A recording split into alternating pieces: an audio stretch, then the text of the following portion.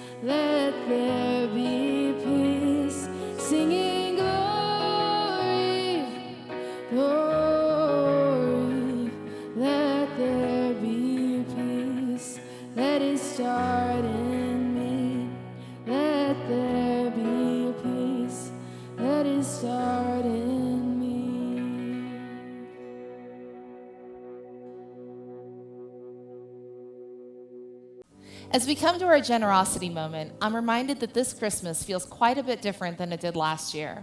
None of us could have imagined the challenges that 2020 would bring. Yeah, you're absolutely right. And I look back on the past year to remember how Jesus has been with me and my family during this challenging time. Out of my thankfulness of everything God has done for us and because of who God is, that's the reason why my family and I are generous by giving to God through Pathway. This month, we are challenging every Pathway family to give one. Give 1 day, 1 week, 1 month, or 1 year of your annual salary to God through Pathway Church this season. This challenge is that those gifts are above and beyond your regular giving. Also, when you give, you will see a special place where we ask you to share how you have seen Jesus work in your life this past year. We would love for you to share those stories so we can celebrate with you on just how God is working. Our message today is from our Westlink campus pastor, Todd Hutchison, as we continue our Christmas at the Movie series with a message about belief in things unseen. Make sure to stick around after the message for a couple more songs of worship.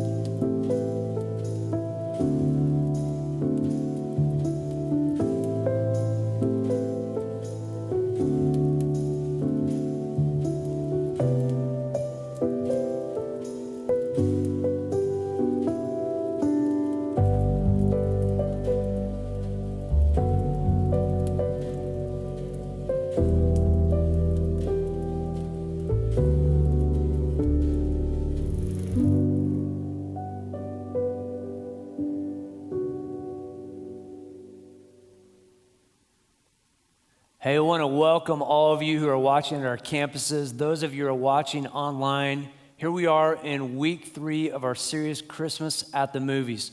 And we are checking out a classic Christmas movie this week.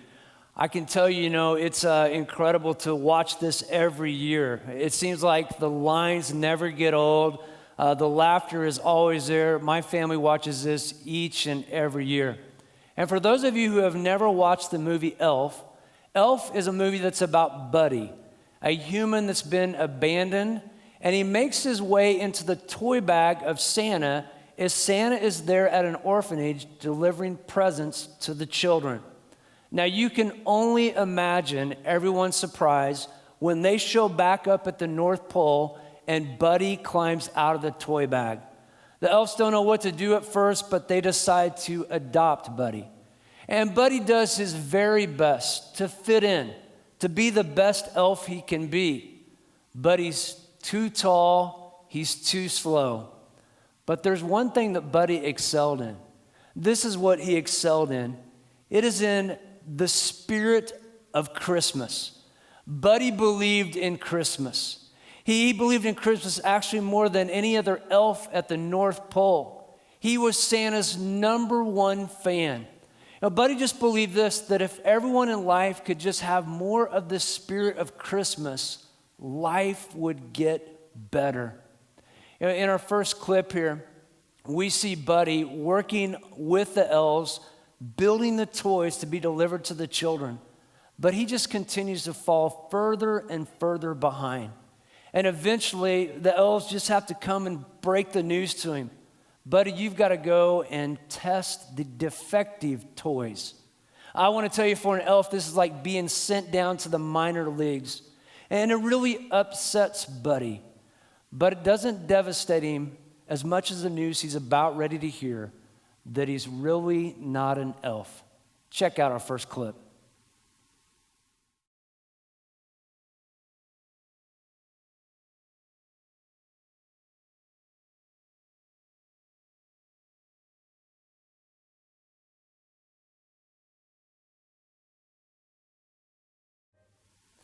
Buddy learns he's not an elf.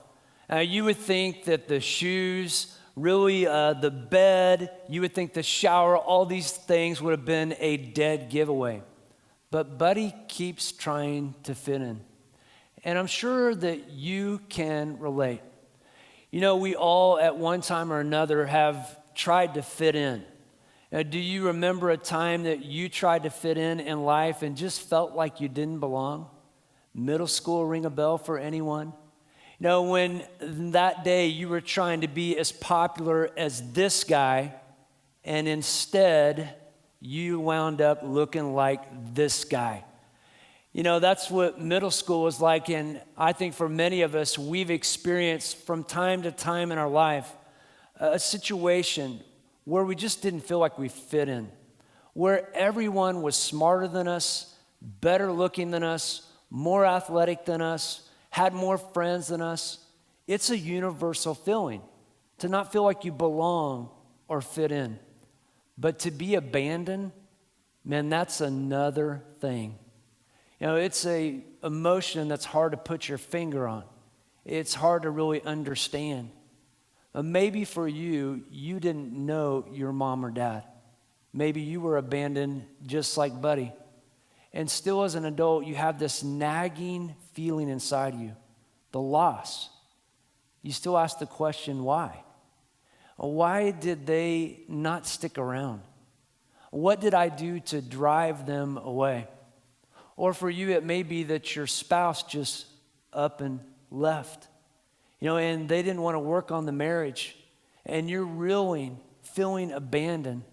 Or maybe you're a kid that each week is preparing meals for yourself in the evening multiple times because your parents are so busy with work, and you feel abandoned.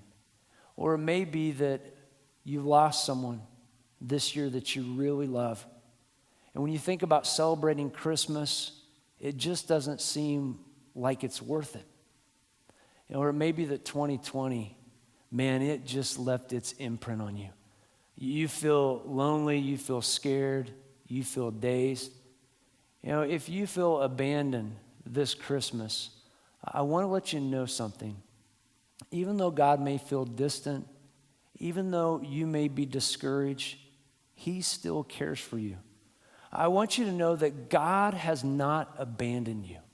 It may feel that way, but I want to let you know that He is still there. You know, we can look back in the Bible. In fact, in the very beginning of the Bible, we see Moses speaking to the people who are there in the wilderness right before they're ready to go take the promised land. You know, as he's speaking to the people as they get ready to take the promised land, he wants to remind them that God hasn't abandoned them, that He will go before them. But they look at all the nations around them and they think, and how are we ever going to do this? We feel lonely. We feel abandoned.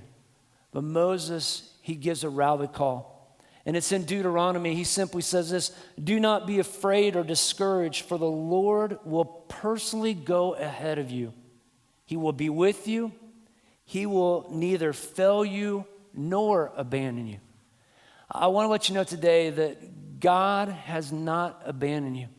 And even though it seems like other people may have, He is still with you.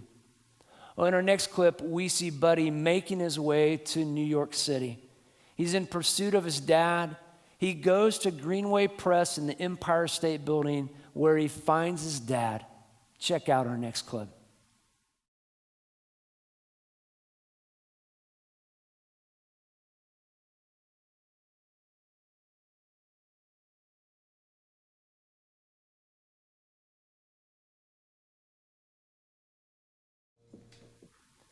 How long do you think you'll be with us? I was thinking like forever. Makes sense, right? I mean, when you think about a family, you think about really what it means to be a part of a family. Aren't you supposed to be together for like ever? You know, but for some of you, as you think about Christmas and you think about your family, you're hoping just to make it through this Christmas season without a big blow up. When you think about your family and you think about like the Norman Rockwell painting, that portrait, that's not exactly what your family looks like. But I want you to consider your resources. I want you to know this, that you're not isolated to your family just because you bear their last name. God has a family for you as well. Now, I was very fortunate to grow up in a home where my dad and mom loved me, where they put a roof over my head, they cared for me, they listened to me, they supported me. But you know what? I have another family, my Pathway family, the church family that God has given me. And I want to tell you, this family is so important in my life. And there's so many things that I am encouraged by all the time in this family that God has given me. Sometimes simple things like when I need to move a shuffleboard table and I call up one of my friends from my Pathway family and they come over and help me. Or this summer when our daughter Emma got married to Caleb, we were able to come together as a family, a church family, and people were excited for us. Or people that ask each week, hey, how are your mom and dad doing? Are they getting better? I mean, are they really getting over the hump with this COVID thing? I can't tell you how meaningful it is to be a part of a church family that helps me be a better husband, a church family that helps me be a better dad and a better friend. And I think there are some of you that aren't taking advantage. You're not taking advantage of this resource. The truth is, when you come into our church family at any one of our campuses, you walk in with your head down. You don't really spend time talking to people. You get in and out. And I want to tell you, you're missing it. Now, it reminds me of a couple, Brent and Jenny Lackey at our Westlink campus, who made a move from Tennessee to Wichita this last year.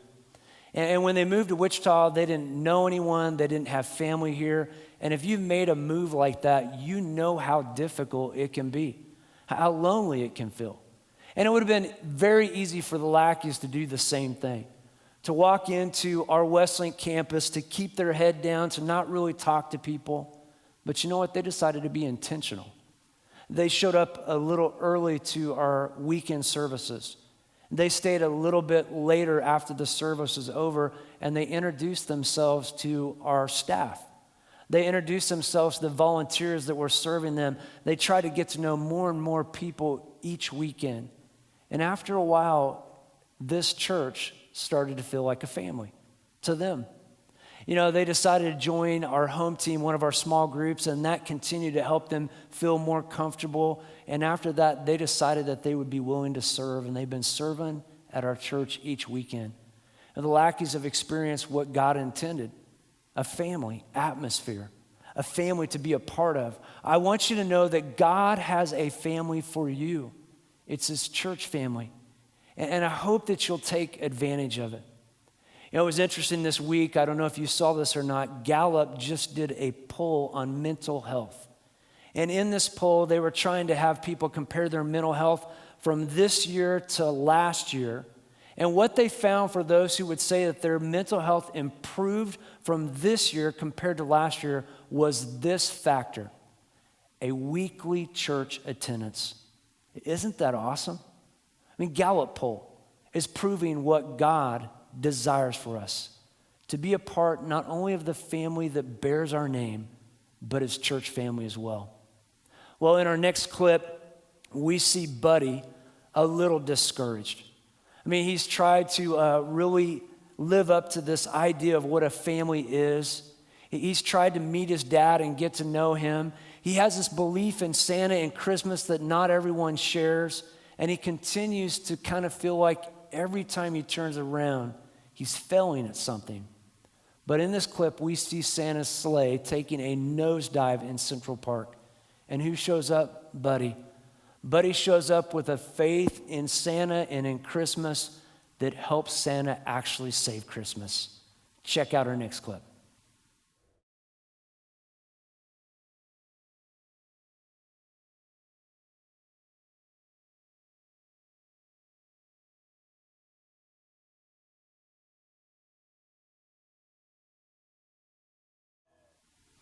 Did you catch that?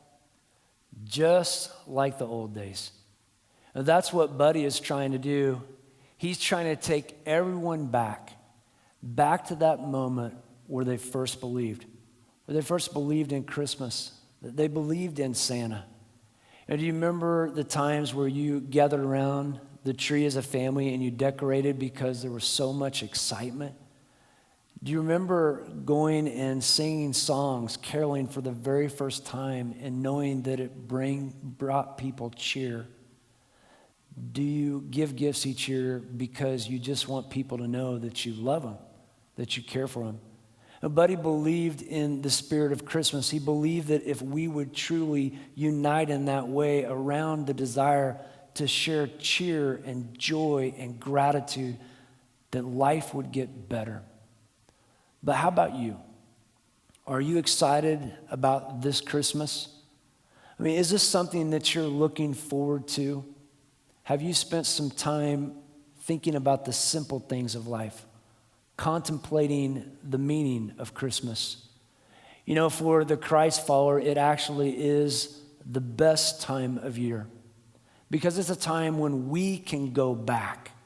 We can remember that our Savior was born in a manger, that he came into our world to die on a cross so that you and I can have life.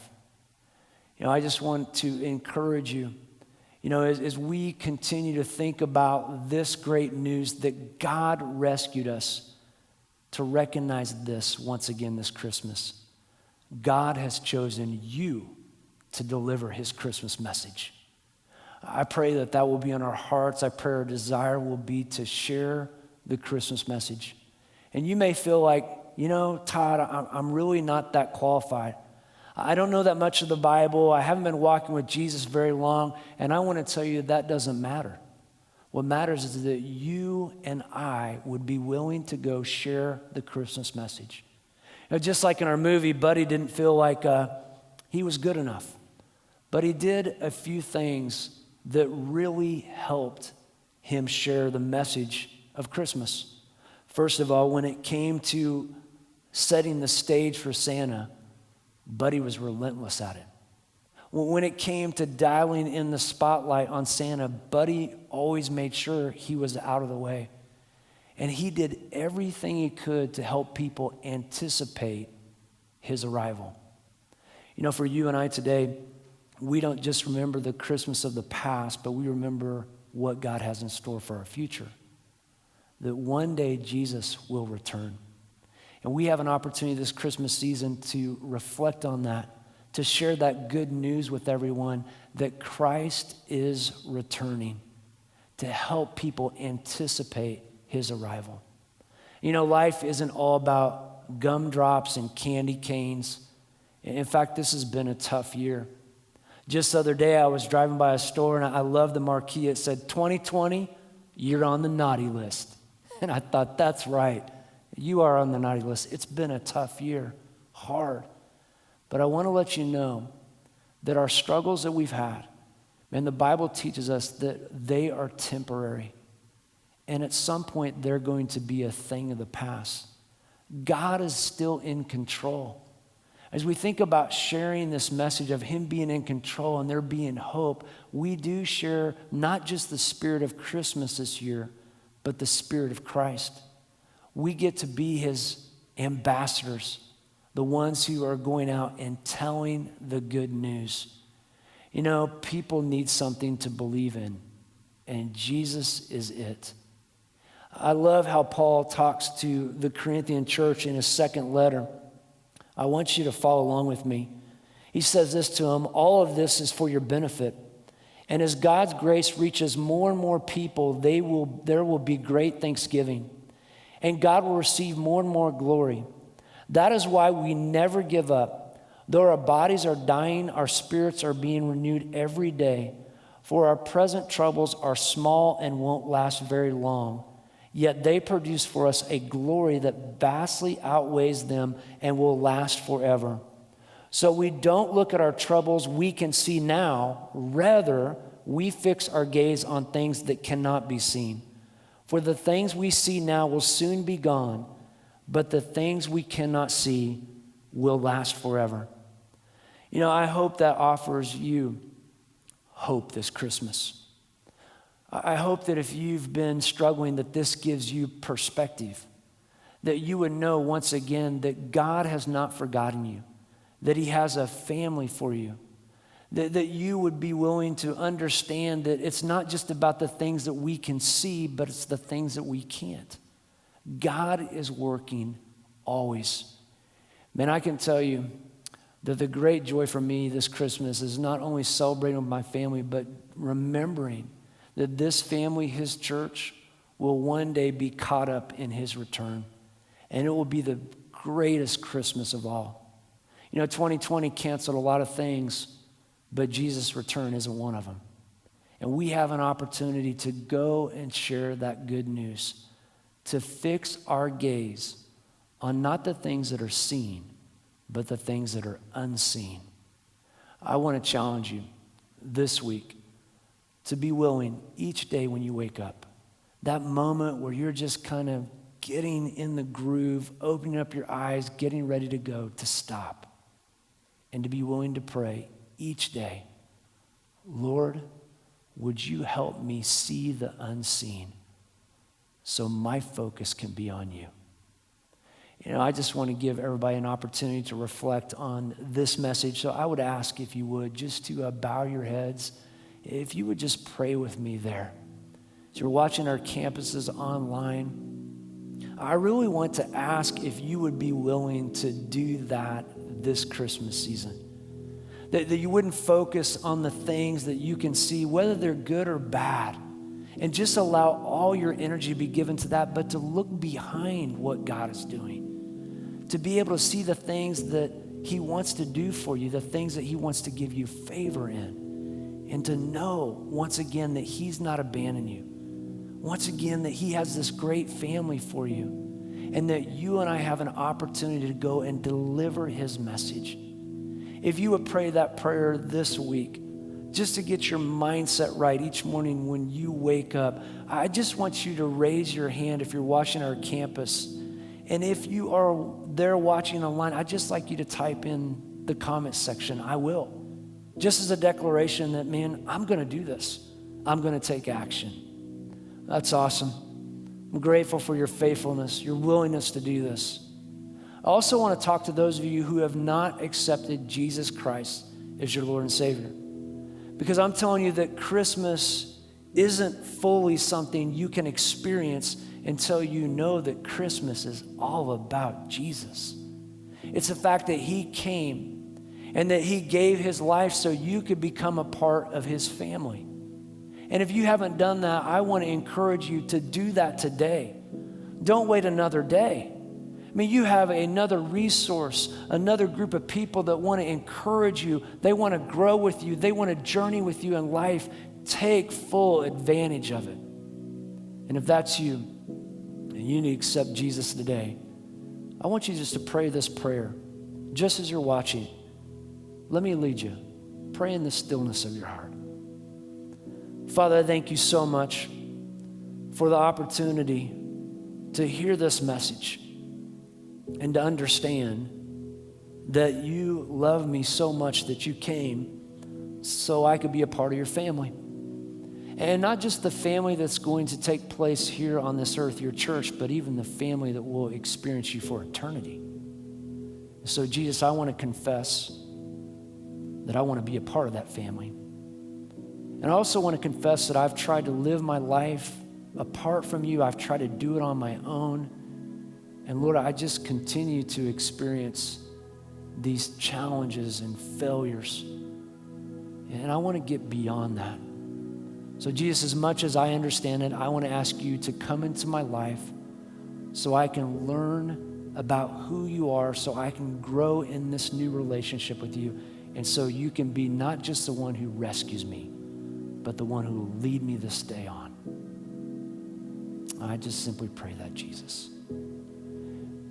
Today, if you prayed that prayer at one of our campuses, or you prayed that prayer there online, I'd love for you to let us know. The way you can let us know, the way you can make that declaration is if you're at a campus by raising your hand, and if you're there online, all you need to do is click the link on the screen. And it gives us an opportunity to know you've made that decision and now to welcome you into the family so we can do this great adventure of life together. So please do that. I look forward to this Christmas season. Remember, God hasn't abandoned you. He's given you his family, the church. And now you and I together, we have an opportunity to go share his message. Let's do it well. What a great reminder that God has never left us, will never leave us, and that we have a family of people to encourage us in life. If you made a decision to follow Jesus today, then we are so excited for that decision. We want to walk alongside you as you begin this journey of following Jesus. Just go to the link below to sign up for our next experience, and we will come alongside you to help build a deeper relationship with Jesus. Also, if you are new to Pathway Church, whether this is your first time watching or you have been watching for several weeks, but we haven't had the opportunity to meet you, then we want to welcome you to Pathway and to give you a free coffee. No matter where you live, just text the word new to 316-444-4180, and we will send you a digital gift card to Starbucks and reach out to welcome you to Pathway Church. Well, this week at one of our campuses, there's a gal who's taking the amazing step in following Jesus. She is taking the step of baptism and going public with her faith in Jesus. I love her story because she is in her mid-30s and she had never stepped inside of a church besides going to a wedding or a funeral in the past. Well, that changed a year ago when a friend extended an invitation to join her at Pathway Church. That invitation has changed her life. You see, she accepted Jesus not long after. She found a community of friends and family, and now this weekend, she is getting baptized. So here's my question to you. Who are you going to extend an invitation to church to? You see, I believe that God is one step away, and as we invite people to experience Jesus at Pathway, we will hear more and more stories just like this.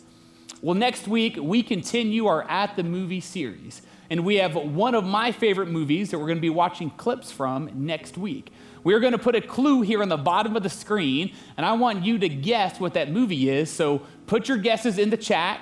Now, you can see in the clue down here that there's a house, there's a man, or maybe that's a boy, there's an airplane, there's a sled, and coffee, and even a spider, or maybe that's a tarantula. So I want you to guess what one of these favorite movies are that we'll be watching clips from next week, and we'll see who can get it right in the chat. So join us next week and make sure you bring a friend to watch with you. Well, in challenging times like in 2020, it is important to focus on the joy of Jesus and the joy of the future that gets us through this difficult season. We learned this from Jesus as he focused on joy that allowed him to endure the cross for our freedom. Hebrews 12:1-2 says this, "Therefore, since we are surrounded by such a great cloud of witnesses, let us throw off everything that hinders and the sin that so easily entangles. And let us run with perseverance the race marked out for us, fixing our eyes on Jesus, the pioneer and perfecter of faith. For the joy set before him, he endured the cross, scorning its shame, and he sat down at the right hand of the throne of God." Let's find joy in Jesus as we go into a time of worship by singing this song, Glorious Day.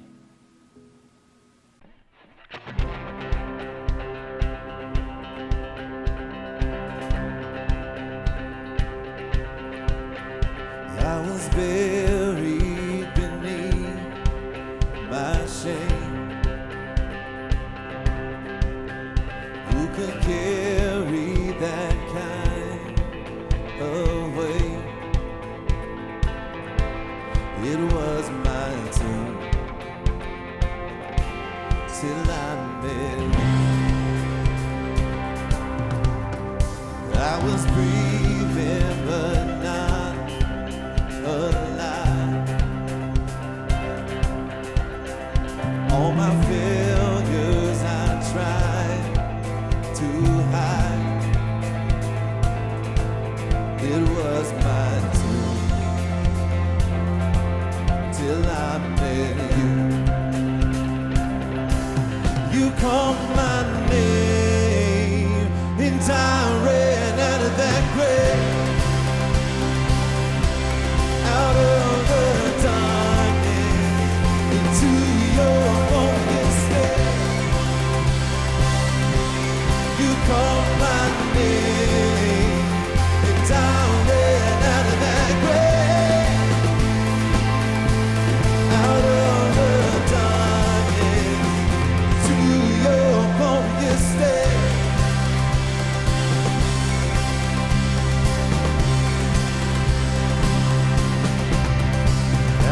mercy has saved my soul.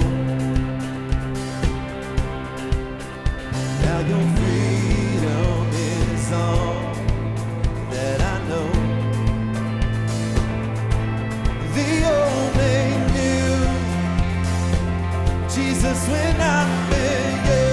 Oh, what a day when you call my name, and I ran out of that grave, out of the darkness, into your glorious day. You called my name, and I ran out of that grave, out of the darkness, into your glorious day.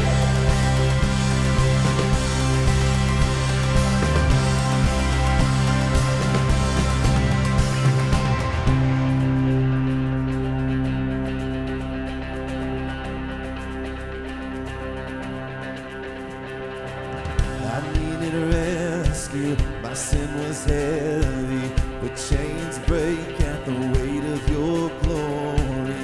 I needed shelter, I was an orphan, but you called me a citizen of heaven. When I was broken, you were my healing. Now your love is the air that I'm breathing. I have a future, my eyes are open, 'cause when you call my name, I ran out of that grave, out of the darkness, into your glorious day. You call my name, and I ran out of that grave. Oh, what a day, out of the darkness, to your glorious day. Oh, yeah.